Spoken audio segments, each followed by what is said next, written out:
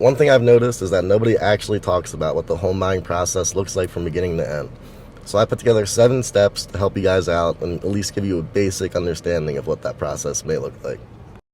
So step 1 is the first thing you want to do before anything else, and that is figuring out your budget and getting pre-approved for a loan.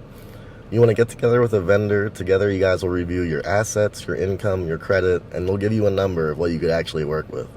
This tells you what exactly you can afford and also lets the seller know you're serious.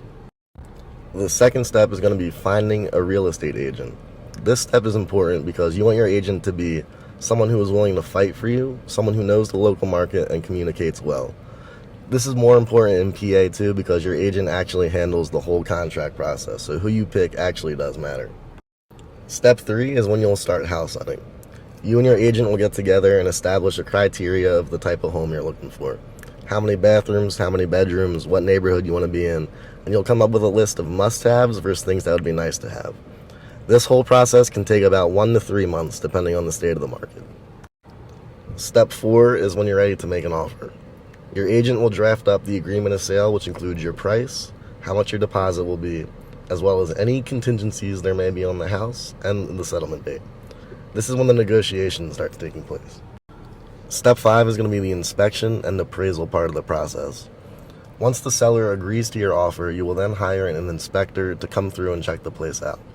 Separately, your lender will also want the house to be appraised just to make sure that what you're paying for the house actually corresponds with how much the house is worth.